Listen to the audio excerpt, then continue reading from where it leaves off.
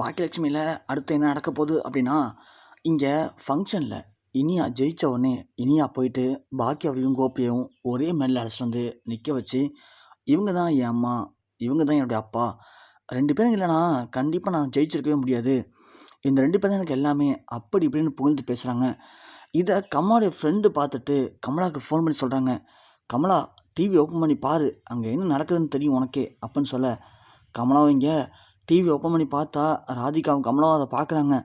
பார்த்த உடனே கமலா சொல்கிறாங்க, பாத்தியா ராதிகா, இந்த பாக்கியா எப்போ கேட்டாலும் அவர் எனக்கு பிடிக்கல, அவர் எனக்கு பிடிக்கலன்னு சொல்லுவா, ஆனால் பாருங்க என்ன காரியம் பண்ணிகிட்டு இருக்கான்னு சொல்லிட்டு 2 பேரும் சேர்ந்து என்னை கூத்தடிக்கிறாங்க பாத்தியா ராதிகா, எனக்கு தெரிஞ்சு போச்சு ராதிகா, நீ விட்டுட்டு அந்த ஆளை, இனிமேல் அந்த ஆள் இங்கே வருவார்னு எனக்கு நம்பிக்கையே போச்சுமா அப்படின்னு கமலா சொல்ல, ராதிகா சொல்கிறாங்க, ஏம்மா நீ இன்னும் அவர் நம்பிட்டு இருக்கியாம்மா, அவர் இனிமேல் இங்கே வரமாட்டாருமா, எனக்கு நல்லாவே தெரியும், அதனால தான் நான் ஹவுஸ் ஓனர்கிட்ட சொல்லிட்டேன், வீட்டை காலி பண்ணிக்கணும்னு சொல்லிட்டு, நாம் பழையபடி நம்ம சொந்த ஊர்லேயே போய் செட்டில் ஆகிடலாமா, இனிமேல் நாம் இங்கே இருந்தோம்னா கண்டிப்பாக மயோ அவர் மேலே நல்ல ஒரு அன்பு பாசம் வச்சுருக்கா, அப்புறம் அவர் ஏன் வரல, அவர் அதை பண்ணுறாரு இதை பண்ணுறாருன்னு பார்த்து பாவமா அந்த சின்ன பொண்ணு மனசில் தேவையில்லாத கஷ்டம் வந்து சேரும், அதனால் நாம் இன்றைக்கி இங்கேருந்து கிளம்புறோம், அவ்வளோதான், நீ போயிட்டு உன் ட்ரெஸ்ஸெல்லாம் பேக் பண்ணுற வழியை பாரு, நாங்கள் எங்களுக்கு ட்ரெஸ்ஸை பேக் பண்ணிட்டோம் அப்படின்னு இங்கே ராதிகா சொல்கிறாங்க.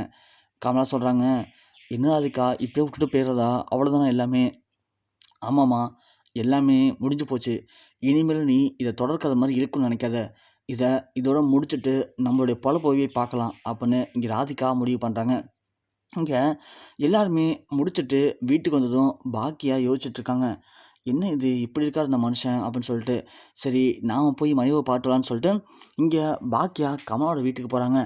இங்கே காலிங் பெல் அடித்தோடனே கமலா, ராதிகா ஒரு வேளை மாப்பிள்ளை வந்திருக்காரு போலடி, ஏன்னா இப்போ தான் கார் சவுண்டு கேட்டுது, பாத்தியா மாப்பிள்ளைக்கும் நம்ம மேலே அன்பு இருக்குடி அப்படின்னு போய் கமலா கதை திறக்கிறாங்க. பார்த்தா பாக்கியா கமலா கொஞ்சம் ஒரு மாதிரி அதிர்ச்சி அடைகிறாங்க, இவன் ஏன் இங்கே வரா அப்படின்னு சொல்லிட்டு, ராதிகா உனக்கு தெரிஞ்சவங்க வந்திருக்காங்க, நீயே பாரு அப்படின்னு சொல்லிட்டு கமலா உள்ளே போயிடுறாங்க. ராதிகாவை பார்த்ததும் பாக்கியா, ராதிகா அப்படிங்கவும், வாங்க பாக்கியா உள்ளே வாங்க, என்னாச்சு அப்படின்னு கேட்கும்போது, இல்லை ராதிகா நீங்கள் பர்மிஷன் கொடுத்தீங்கன்னா நான் மயோட 2 வார்த்தை பேசிட்டு போயிடுவேன் அப்படின்னு சொல்லிட்டு இங்கே மயோவை விஷ் பண்ணுறாங்க. விஷ் பண்ணிட்டு அவங்களுக்கு ட்ரெஸ் கொடுக்குறாங்க. கொடுத்துட்டு இங்கே பாக்கியா கிளம்பும்போது ராதிகா கேட்குறாங்க, என்ன பாக்கியா நீங்களும் உங்கள் கோபி கூட சேர்ந்து ரொம்ப நெருக்கமாக ஆகிட்டீங்க போல் அப்படின்னு சொல்ல, பாக்கியா ஒன்று, என்ன ராதிகா பேசுகிறீங்க புரியல எனக்கு அப்படின்னு சொல்லவும், இன்றைக்கி டிவியில் பார்த்தேன் பாக்கியா, பரவாயில்ல நீங்களும் கோபியும் பழைய மாதிரி ஒன்று சேர்ந்துட்டீங்களே, அட்லீஸ்ட் நீங்களாச்சும் சந்தோஷமாக இருந்தால் சரிதான் அப்படின்னு சொல்ல, என்ன ராதிகா என்ன பேசுகிறீங்க, நான் அவர்கிட்ட ஒன்று சேர்ந்துட்டேனா, நீங்கள் தப்பாக புரிஞ்சிட்டீங்க, என்றைக்குமே அது நடக்காது, என்றைக்கு அவர் லைஃப்லேருந்து என்னை விட்டுட்டு போனாரோ அன்றைக்கி தான் நான் யார் அப்படிங்கிறத நான் புரிஞ்சுக்கிட்டேன், நான் புரிஞ்சுக்கிட்டு இன்றைக்கி என்னுடைய லைஃப்பை நான் ரொம்ப அழகாக கொண்டு போயிட்டுருக்கேன், அப்படி இருக்கும்போது அதில் எந்த ஒரு பள்ளத்தையும் நான் ஏற்றுக்க விரும்பலை, அவரால் இனிமேல் என் வாழ்க்கை உள்ளே வர முடியாது, அவர் ஏதோ அவங்க அம்மா பேச்சை கேட்டுட்டு அங்கே உட்காந்துருக்காரு அவ்வளோதான், அதுக்காகலாம் அவர் இனிமேல் இங்கே வரமாட்டான்னு அர்த்தம் இல்லை ராதிகா, கண்டிப்பாக அவர் உங்களை தான் தேடி வருவார், உங்களை விட்டு அவருக்கு இனிமேல் வழியும் இல்லை அப்படின்னு சொல்லிட்டு பாக்கியா போயிடுறாங்க. இங்கே ராதிகா ஈவினிங் போல் எல்லாத்தையும் பேசிகிட்டு இருக்காங்க. அடுத்த நாள் காலைல எல்லாத்தையுமே பேக் பண்ணி வச்சிடுறாங்க. பேக் பண்ணிகிட்டு இருக்கும்போது இங்கே பாக்கியா பார்த்துடுறாங்க.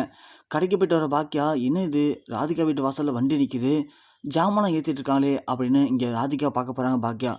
ராதிகா அப்போ வெளில வரும்போது, ராதிகா என்ன பண்ணுறீங்க, எதுக்காக இப்போ நீங்கள் இந்த ஜாமான் ஏற்றிட்டுருக்கீங்க அப்படின்னு கேட்கும்போது, ஏன் பாக்கியா உங்களுக்கு என்ன பிரச்சனை இல்லை, நான் இப்போது இந்த வீட்டை காலி பண்ண போகிறேன், என்னுடைய சொந்த ஊருக்கே போகலான்னு முடிவு பண்ணிட்டேன், நான் இப்போது அங்கே தான் கிளம்பிகிட்ருக்கேன், இனிமேல் நாங்கள் அங்கே தான் இருக்க போகிறோம் அப்படின்னு சொல்ல, அப்போ கோபியா அவர் தான் உங்கள் வீட்டில் இருக்காரு பாக்கியா, அவர் எங்களுக்கு இனிமேல் தேவையில்லை பாக்கியா அப்படின்னு சொல்ல, ராதிகா நீங்கள் ரொம்ப தப்பான முடிவு எடுத்துகிட்ருக்கீங்க அப்படின்னு சொல்லவும், ராதிகா சொல்கிறாங்க, இல்லை பாக்கியா இது வரைக்கும் நான் எடுத்த முடிவு எல்லாமே தப்பாக தான் போயிருக்கு, அதனால் இதுதான் சரியான முடிவாக இருக்குன்னு நினைக்கிறேன், இல்லை இதுவும் தப்பான முடிவாக இருந்தால் அது ஒன்றும் எனக்கு பெருசாக ஒன்றும் அஃபெக்ட் பண்ண போதில்லை பாக்கியா, நான் நிறைய பட்டுட்டேன் அப்படின்னு ராதிகா சொல்ல, பாக்கியா ஒன்று, ராதிகா நீங்கள் தப்பாக புரிஞ்சுட்டு பேசிகிட்டு இருக்கீங்க, அவர் கொஞ்சம் உடம்பு முடியாமல் இருக்கிறதுனால தான் அங்கே இருக்கார், இல்லைனா அவர் இங்கே வந்துடுவார் ராதிகா, நீங்கள் கொஞ்சம் பொறுமையாக இருங்க அப்படின்னு சொல்ல, என்ன பாக்கியா என்ன பொறுமையாக இருக்கணும், என்னால் இனிமேல் பொறுமையாக இருக்க முடியாது, நான் ஒன்று கேட்குறேன் பாக்கியா, நீங்கள்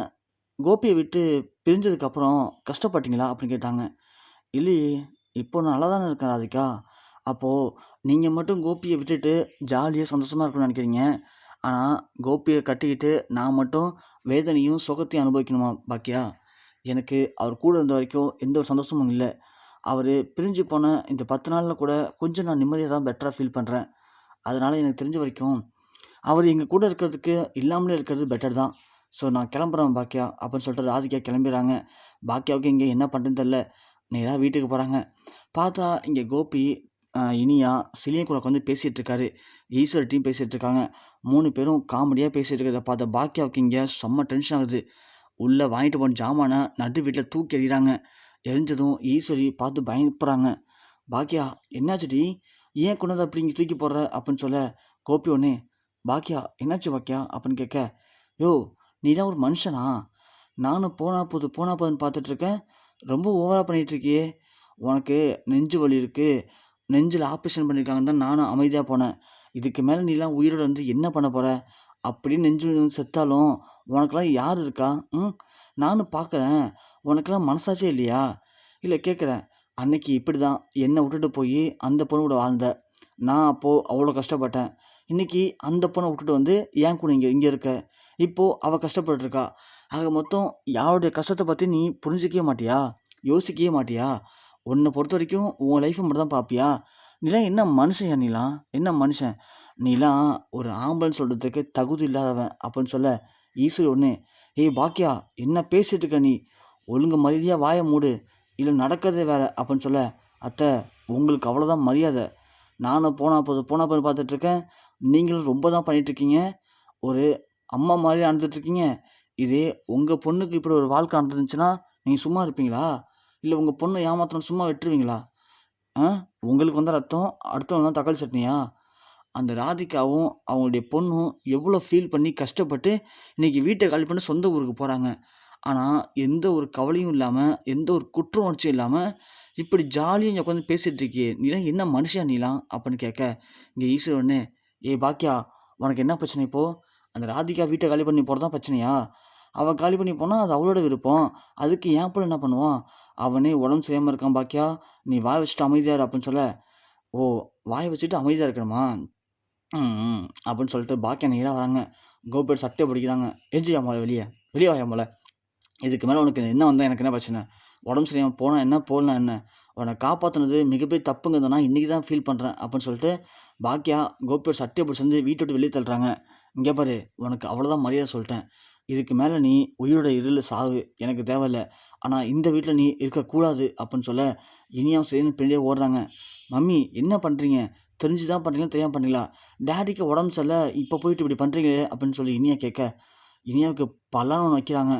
வச்ச வகுத்துக்கு ஈஸ்வரி ஒண்ணு, "பாக்கியா! அத்தை வேணாம். என்ன வேற மாரி பார்த்துருவீங்க அப்புறம் நீங்க. பார்த்தீங்கள்ல, இனியாவுக்கு நடந்தது தான். இதுக்கப்புறம் என்னை யாராவது கேள்வி கேட்டீங்கன்னா, இனி இந்த ஆள் இங்க இருக்கக்கூடாது. இனி இந்த ஆள் இந்த வீட்டுக்குள்ள வரவே கூடாது." அப்படின்னு சொல்லிட்டு, "ஏய் செல்வி, இங்க பார்ரி. வீட்டுக்குள்ள அவர தவிர மத்த யாராவது வரதா இருந்தா உள்ள விட்டு கதவ சாத்து. இல்லன்னா எல்லாரையும் வெளிய விட்டு கதவ மூடிட்டு உள்ள வாடி." அப்படின்னு சொல்லிட்டு பாக்கியா போறாங்க. அத பார்த்து இங்க கோபி, இனியா, செலியன், ஈஸ்வரி 4 பேரும் இப்படியே பேச முடியாம அப்படியே அதிர்ச்சியாகி நிக்கிறாங்க.